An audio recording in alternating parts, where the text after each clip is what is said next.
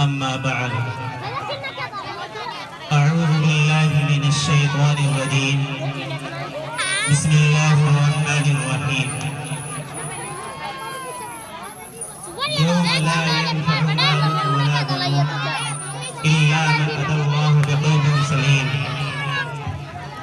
وقال النبي صلى الله عليه وسلم إن في جسد كل بني آدم لمضغة إذا فسدت فسد الجسد كله وإذا صلحت صلح الجسد كله أو كما قال عليه الصلاة والسلام.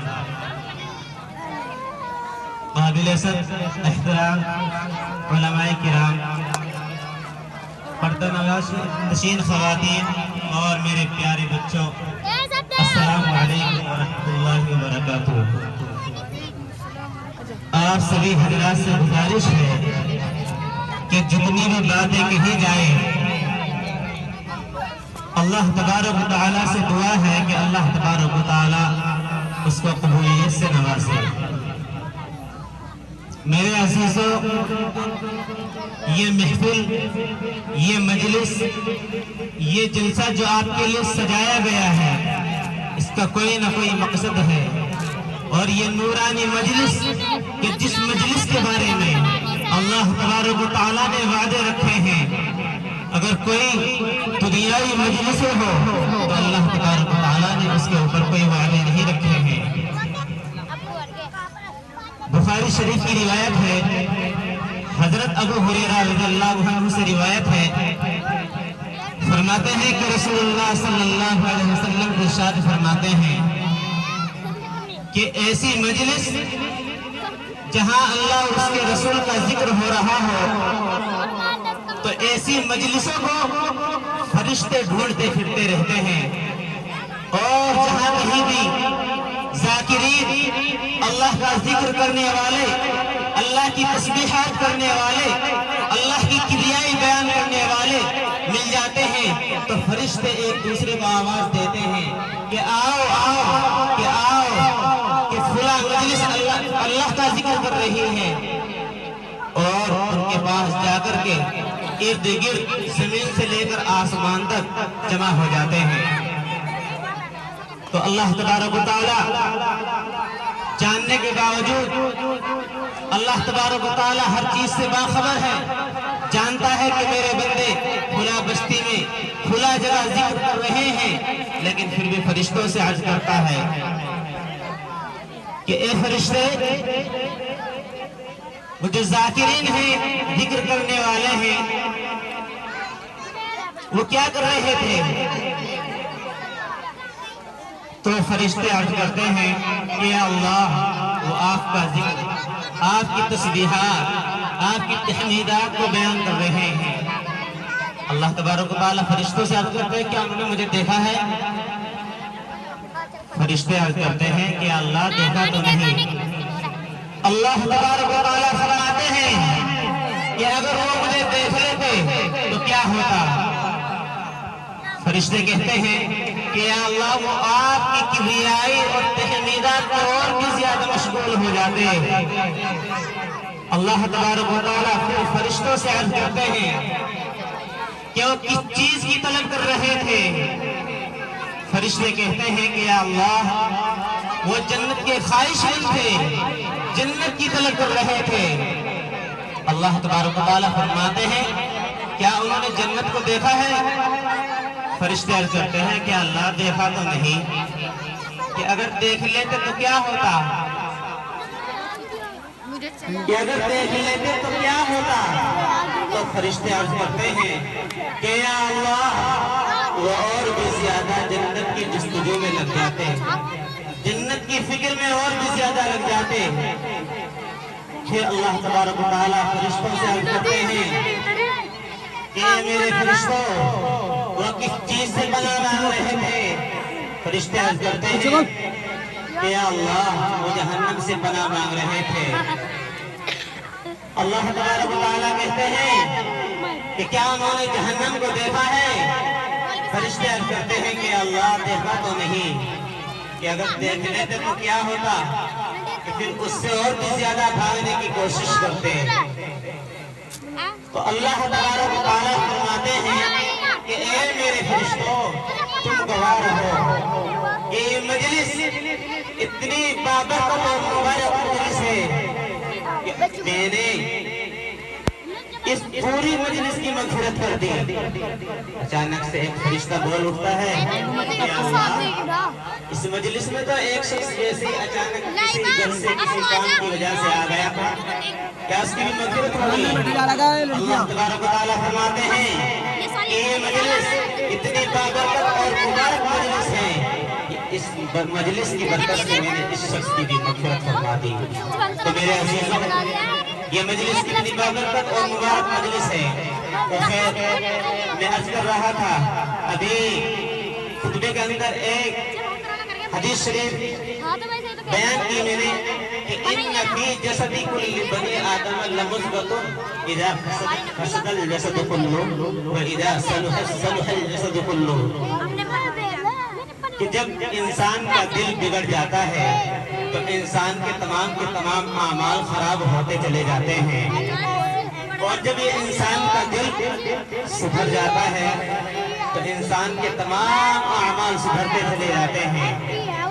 میرا محترم بزرگوں دوست اور عزیز ساتھیوں، قیامت کے دن کام آنے والی چیزیں، قیامت کے دن کام آنے والی چیزیں ذرا غور کیجیے، توجہ کیجیے۔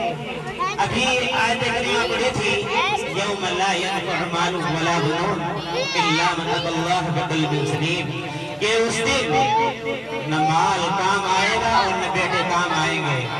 کام کیا آئے گا؟ جو شخص سوارا ہوا دل اللہ تبارک و تعالیٰ کی بارگاہ میں پیش کرے گا وہ کام آئے گا۔ اللہ تبارک و تعالیٰ نے اس آیت کریمہ کے اندر دو چیز کی نفی فرما دی ہے، ایک چیز مال اور دوسری چیز اولاد، اور عام طور سے انسان انہی دو چیزوں سے دھوکہ کھا رہا ہے۔ انسان یہ سمجھتا ہے کہ اگر مال ہو تو انسان شیرنی کا دودھ بھی خرید سکتا ہے۔ مال سے انسان کے کچھ کام سمجھتے ہیں حالانکہ کچھ کام نہیں سمجھتے، اور جو انسان یہ سمجھتے ہیں کہ ہر کام سمجھ جائیں گے یہ انسان کی بڑی غلط فہمی ہے۔ انسان مال سے اینک تو خرید سکتا ہے، چشمہ تو خرید سکتا ہے، لیکن مال سے اس کی بینائی نہیں خرید سکتا۔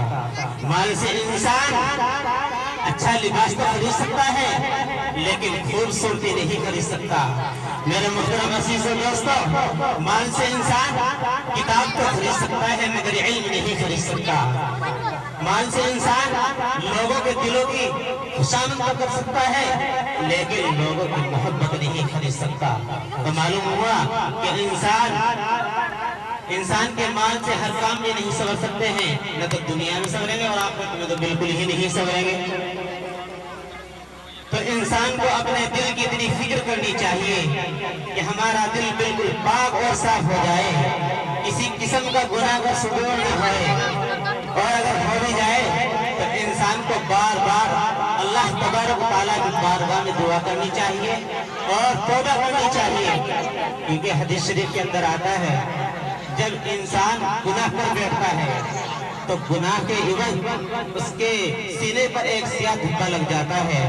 اگر وہ انسان پکی سچی توبہ کر لیتا ہے تو وہ دھبا ختم کر دیا جاتا ہے، اور اگر توبہ نہیں کرتا ہے ایک گناہ کے بعد دوسرا گناہ، اسی طریقے سے مسلسل گناہوں پر گناہ کرتا چلا جاتا ہے اور اڑے رہتا ہے، تو ایک نہ ایک دن اس کا دل پورا سیاہ ہو جاتا ہے۔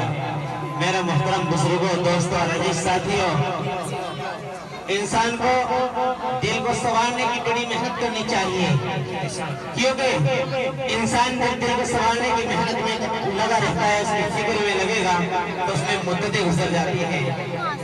جس طرح بستیوں کا آباد ہونا آسان نہیں ہے، اگر کہیں نئی بستی بسانا شروع کر دے تو اس میں وقت لگتا ہے، ایک دم سے مکمل بستی نہیں بس جائے گی۔ میرا محترم بزرگوں، دوستوں اور عزیز ساتھیوں، ابھی وقت کی قلت ہے، اسی لیے میں مختصر سے بات اور کرتا ہوں آپ سے اور اپنی جگہ لیتا ہوں۔ آپ ذرا غور کیجئے کہ جب انسان اپنے گھر کے اندر داخل ہوتا ہے اور گھر کے اندر کوڑا کرکٹ نظر آئے تو عورتوں پر ڈانٹ پڑتی ہے، اس ڈانٹ پڑتی ہے، عورتوں پر ڈانٹ پڑتی ہے، یہاں کی صفائی نہیں کی، کھلا جگہ کی صفائی نہیں کی۔ ارے اپنے گھروں کی صفائی چاہنے والوں، اپنے دلوں کی صفائی کا خیال رکھو۔ اگر اس دل میں دنیا کی محبت اتر گئی، کسی کی طرف سے کینہ، حسد اس دل کے اندر آ گیا، تو اس دل کے اندر یاد رکھنا کبھی بھی اللہ کی محبت نہیں آئے گی۔ میرے عزیزوں، آج کا انسان خدا کا مسئلہ ہے کہ جس گھر کے اندر کوئی جاندار تصویر رکھی ہو، اس میں رحمت کے فرشتے نہیں آتے، اس میں رحمت کے فرشتے نہیں آتے۔ تو جب رحمت کے فرشتے ایسے گھر میں نہیں آتے تو رحمت بھیجنے والا کیسے آئے گا؟ اس کی محبت اس دل کے اندر کیسے آئے گی؟ نہیں آ سکتی میرے دوستوں۔ اور آج کا انسان چلتا چلتا راستے میں چلتا جس کی طرف نظر پڑ گئی اور اسی کی تصویر دل کے اندر اتر گئی۔ میرا محترم بزرگ دوستو، اگر ایسے حالات رہے اور انسان نے اپنے دل کو پاک صاف نہیں کیا، گناہ سے پاک صاف نہیں کیا اور بد نظری کی، تو ایسے دل کے اندر اللہ تبارک و تعالیٰ کبھی بھی محبت نہیں ڈالیں گے۔ تذکرہ دل کا ہو رہا ہے، لیکن دل کے تابع کوئی چیز ہوتی ہے۔ سارے اعضاء اس دل کے تابع ہیں، جیسی طبیعت دل کی چاہیے اعضاء ایسے ہی کام کرتے چلے جائیں گے۔ مثال کے طور پر اگر آدمی سے کہا جائے کہ بھائی آپ میرے سے کیوں کھپا ہیں، آپ میری طرف کیوں نہیں دیکھتے ہیں، تو کہے گا کہ میرا دل نہیں چاہتا۔ اگر کسی سے کہے، والدین کہیں، ماں کہیں، بیٹا آپ کھانا نہیں کھا رہے ہو، بیٹا آپ کھانا کیوں نہیں کھا رہے ہو، بچہ کہے گا ابھی مجھے بھوک نہیں ہے۔ کھانا کس چیز کا عمل ہے؟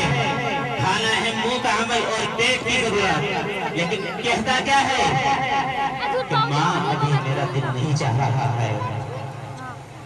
کہ دل کے تابع ہوا۔ اگر کسی سے کہے کہ بھائی آپ میرے پاس چل کر کیوں نہیں آتے، چلنا پیر کا عمل ہے، وہ کہے گا میرا دل نہیں چاہ رہا ہے اس لیے آپ کے پاس نہیں آ رہا۔